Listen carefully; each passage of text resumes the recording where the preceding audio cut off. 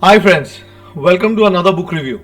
So after I did my last book review on this book called Art of Thinking Clearly by Rob Dobelli, I read this another book which is called Unthink by Paley. And this book also continues into understanding our thinking, our behaviors, how we operate and what we do. So this was a very interesting book because this tries to somewhere talk about a model of how our mind works and how we think and how we make decisions. So it was a very interesting read. So the first part of this book, book is divided into 5 parts, and the first part of this book, he talks about certain observations on our thoughts and behaviors and how we operate. And a lot of these examples that he's given with a lot of research, proof, and studies that they've been able to talk about. So it's a documented evidence that we behave in these manners, or general population behaves in this manner. So these observations in the part 1 were very interesting. He talks about if we mimic people, they mimic us back. Now they don't mimic us back knowingly or consciously. This is the whole basis of neuro-linguistic programming, also NLP, and many people use this. So mimicking and why people mimic us back has to do a lot with our subconscious mind or what works in there. Second aspect that he talks about is that, very interesting data he shares, that waiters who repeat back the order get higher tips. So if you're in a restaurant, they did this study, interesting study to find out, and this works most of the time. And this is a small trick that if you do, you are going to get people to like you or probably be more receptive to you. I think this is something that is very important again for sales guys to do that. If you want your customer to like you back, you want to get more orders from a customer, whatever the customer says, sometimes repeating that things back would probably help you in the long way. He also talks about we make better lawyers than judges. So the point is that when we have to take a decision between two things, everyone finds it very difficult. But when you have to fight a particular case, we have to take a particular stand and then justify it, we are probably better at it. Moreover, he tries to talk about even there's a difference between this is the whole social upbringing or how we are positioned. Men are more just and women are merciful. So if you got a woman judge who's probably giving you a sentence, he says they generally tend to be merciful, and men would be very just in their decision making. So these are also patterns that have been observed over a period of time. Of course, there may be exceptions, but this is the general rule when things are left open. The another part that he tries to talk about, that moral reasoning is primarily for defending our decisions. So there are multiple experiments that they have conducted, asking people to take a decision on various various situations, and most of the places they have seen that people will not behave morally, but once the decision is made, then they talk about these moral values. Moreover, he tries to talk about people who don't believe in free will will generally be against the law, will do things bad, will not be under control. So people who believe in free will are the ones who will probably rule by certain or be governed by certain rules or live by certain principles. So these are very interesting facts, and randomly he tries to talk about these observations and justifies them with certain studies and certain stories. So it becomes a very interesting read. He goes on to talk about something on salesmen also. So he says smooth, polished salesmen always work. They'll be able to do their quotas, they'll be able to outperform everyone. So being well dressed, being smart, being polished, being well groomed, absolutely amicable in your manners will always work for sales guys. So something that never fails. So people generally like, and a salesman needs to be dressed and operate in a particular fashion. Moreover, he talks about we like people the more we see them. So that's the reason today, if you are regularly in touch with your customers, regularly in touch with people, overall their ability to accept you becomes higher. Of course, if you go to an extreme, someone may not like seeing you that often, but if you keep regular contact with people, then you will be able to see an impact that is happening. So these were a couple of observations. There were certain observations that he makes on dating, and there he says that you wear a red color and you generally become attractive.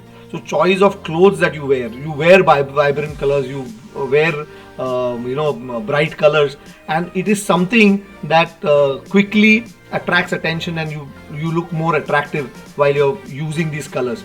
Moreover, he tries to talk about a very interesting thing that even warm drinks on a date help you warm up. So this is something that he talks about. Rather than having an ice cream or something cold, if you want to get cozy with your date, on your partner wants to get closer to him, then having warm drinks definitely support. They also talked about certain experiments that you scare the partner while they are on a date. If they are scared, the chances of them liking you will become more. So very funny findings about how the mind works. But all this, at the end of part 1, he goes on to prove one particular point. He says that basically it's the unconscious that rules. So we think that we are doing certain things consciously, but it's the unconscious that really matters and really does plays the game there. So basically, in the second part of the book, he tries to talk about that how the unconsciousness is so powerful. It's not simple and it's not weird, but it is doing most of the things that we think that we are very consciously doing it. He gives examples about how we are able to learn grammar, and the rules of grammar probably we were taught some time back, and even today's schools they teach you, but most of the time it is seen that grammar is something that we learn subconsciously. So it's our unconscious that understands the rules of grammar. So when we speak, we understand that these sentences are not wrong. We cannot really articulate what is the rule of grammar that we are violating, but if these rules are understood by the subconscious, and we are able to pick up language that way. Moreover, he talks about we are able to read and understand the value for money by it's the unconscious that is doing the work. And there was a classical these forwards that were going on the net. There's a whole write-up with each word having spelling mistakes. They only keep the first and the last word the same, and the number of words that are there are right, but inside everything is jumbled up, and they put numbers, and still people are able to read this message without any problem. So this kind of very quickly we understand the rules, that there may be errors. We look at the first word, last word, and the number of words. Our subconscious is able to pick that up, and we are able to read that entire write-up very easily. Who's doing the rule? It is basically the unconscious or your subconscious mind that is doing the rule. So this was again very interesting to look at how powerful the unconscious mind is.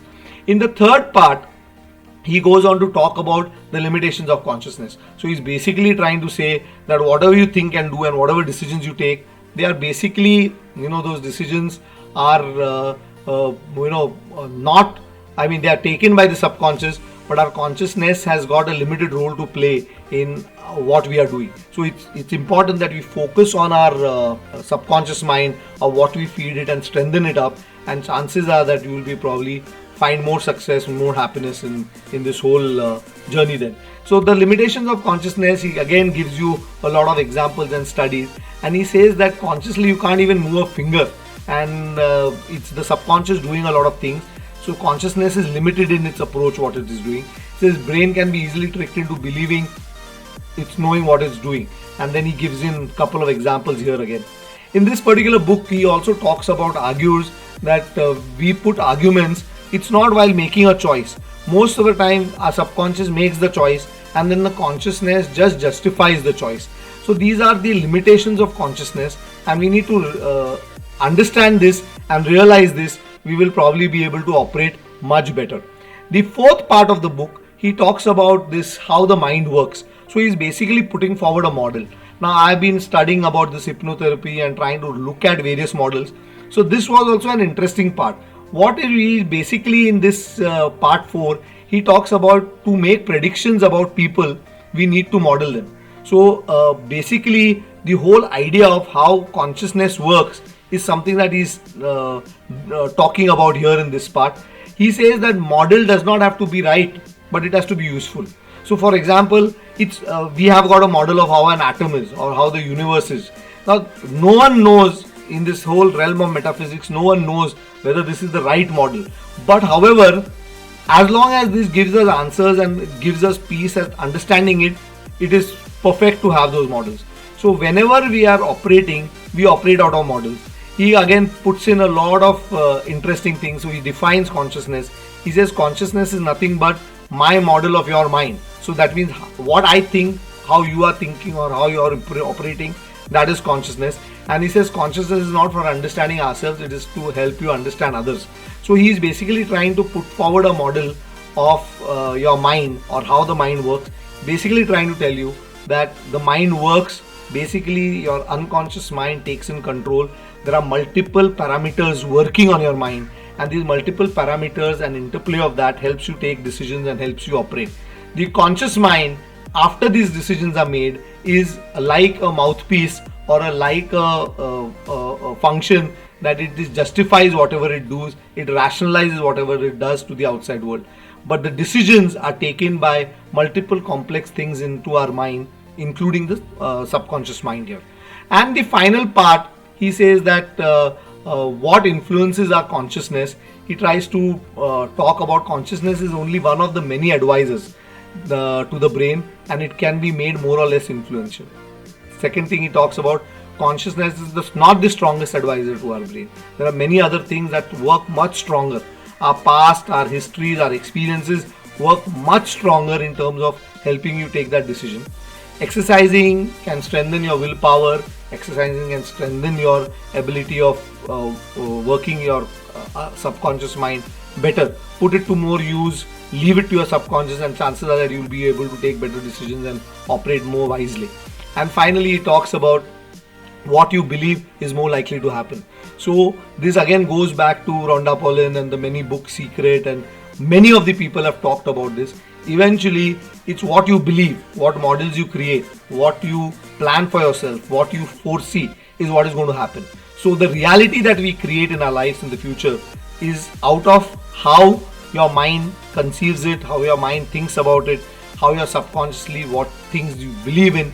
These are the things that are something that is going to happen.